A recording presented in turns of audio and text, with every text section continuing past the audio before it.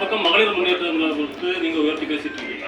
அதே நேரத்தில் மகளிர் உரிமை தொகை தமிழ்நாடு அரசு வந்து கொடுக்கக்கூடிய மகளிர் உரிமை தொகை சம்பந்தப்பட்டு குஷ்பு பேசும்போது அதை இழிவா பேசியிருக்காங்க அப்படிங்கிற ஒரு கருத்து வந்து நேற்று திமுக சார்பில் திமுக மகளிர் அணியினர் வந்து சில எதிர்வினைகளையும் ஆற்றிருக்காங்க. அதை எப்படி பார்க்குறீங்க?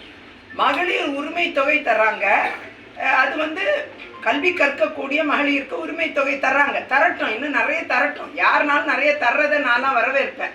அது எந்த கட்சியாக இருந்தாலும் செய்யணும். அதே நேரம் நீங்கள் பார்த்தீங்கன்னா எதுக்காக தாலிக்கு தங்கத்தையும் 50,000 படித்த பெண்களுக்கு திருமண உதவித்தொகை, 25,000 +2 முடித்தவங்களுக்கு திருமண உதவி, தாலிக்கு தங்கம், இந்த ஸ்கீமை ஏன் நீக்கினாங்க?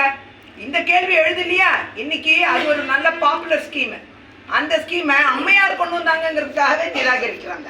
இதுதான் மனநிலை. நீங்கள் அந்த ஸ்கீமுக்கு கொடுக்க வேண்டிய ஃபண்டை அது பாட்டுக்கு வந்துக்கிட்டு இருக்க போகுது.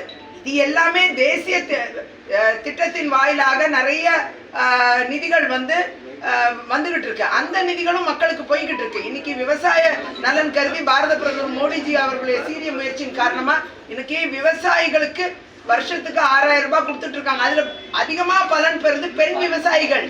அதை தான் நீங்க பார்க்கணும். இன்னைக்கு சதவிகிதம் என்பது பெண் விவசாயிகள் ரெஜிஸ்டர் பண்ணவங்க தான் அதிகமா இருக்காங்க, குறிப்பா தமிழ்நாட்டிலையும் கூட.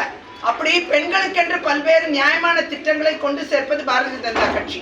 அது மட்டுமல்ல, இந்த மகளிர் உரிமை தொகையா இருக்கட்டும், இன்னும் பல்வேறு திட்டங்களா இருக்கட்டும், பெண்களுக்கென்று எந்த திட்டம் வந்தாலும் அது நிராகரிக்க கூடாது. எல்லா கட்சிகளும் அதை ஒருங்கிணைந்து ஆதரிக்க வேண்டும்.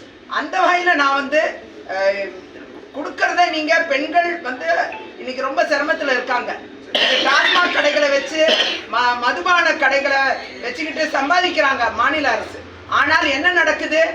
எல்லா பெண்களுக்கும் அது மிகப்பெரிய கொடுமையை அனுபவிச்சுட்டு இருக்காங்க. சிரமங்கள் இருக்கு. ஆனா அவங்களுக்கு ஆறுதலா நாம செய்ய வேண்டிய விஷயங்கள் பல விஷயங்கள் இருக்கு. அதை மத்திய அரசு சிறப்பட செய்துகிட்டு இருக்கு. மாநில அரசு தரக்கூடியது எதுவாக இருந்தாலும் அது பெண்களுக்கு போய் சேரட்டும், அதுல மாற்று கருத்து இல்லை. அதுல கூட நிறைய பேருக்கு கிடைக்கிறது இல்லை. அந்த உரிமை தொகையில கூட நிறைய பாரபட்சம் இருக்கு. அதை தான் குஷ்பு அவர்கள் குறிப்பிட்டு சொல்றாங்க. என்ன பொறுத்தவரைக்கும் என்னால் அதான் விளக்கம் சொல்ல முடியும். அதுல பாரபட்சம் இருக்கிறது. நியாயமான பெண்களுக்கு போய் சேர்றது இல்லை உரிமை தொகை. கரெக்டான ஆட்களை கண்டறியல. சிலர் தவறான நபர்களும் இருக்காங்க, சரியான நபர்களும் இருக்காங்க. ஆனா எல்லாத்தையும் கரெக்டா அரசு கண்காணித்து வெறும் சில கட்சிக்காரங்களுக்கு அதை தர்றாங்க. அது கூட நிறைய இடத்துல குற்றச்சாட்டு எழுந்திருக்கு. இந்த மாதிரி விஷயங்களை மாநில அரசு தவிர்க்க வேண்டும். நியாயமா கிடைக்க வேண்டிய பெண்களுக்கு அது போய் சேரணும். அனைத்து பெண்களுக்கும் கொடுக்குறேன்னு சொன்னாங்க முதல்ல. இதுதான் அவங்களுடைய மேனிஃபெஸ்டோ.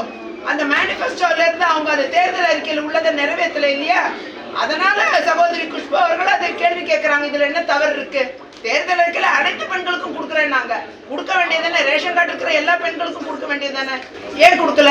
அரசு நிதியை பிச்சைக்காரி ஒரு வார்த்தையாக பயன்படுத்துவதை நீங்க எப்படி பாக்குறீங்க?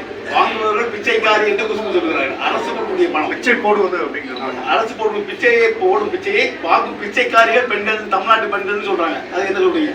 அது அவங்களோட கருத்து. என்னை பொறுத்தவரை உங்க கட்சியை சார்ந்தவர்கள் சரி, அது ஓகே. அவங்க தனிப்பட்ட கருத்து அவங்க சொல்லியிருக்காங்க. ஒருத்தர் வாங்குறத அவங்க அப்படி குறிப்பிட்டு நான் அவங்கள கேட்டாதான் எனக்கு தெரியும் அவங்க என்ன கான்டெக்ட்ல பேசினாங்கன்னு. நான் அப்படி நான் இன்னும் பார்க்கவே இல்லை அந்த பைட்டை. நான் அந்த விமர்சனத்தை என்னன்னு பார்க்காம உங்கள்கிட்ட நான் பதில் சொன்னா நல்லா இருக்காது. அந்த வகையில என்னை பொறுத்தவரை உரிமை தொகை மேனிஃபெஸ்டோல எல்லாருக்கும் கொடுக்குறேன்னு சொன்னாங்க. ஆனா இவங்க குறிப்பிட்ட சிலர் கொடுக்குறாங்க. நிறைய ஏரியால பார்த்தா வெறும் கட்சி நபர்களுக்கு கொடுக்குறாங்க. இதுதான் தப்பு. செய்திகளை உடனுக்குடனும் துல்லியமாகவும் தெரிந்து கொள்ள சப்ஸ்கிரைப் பண்ணுங்க.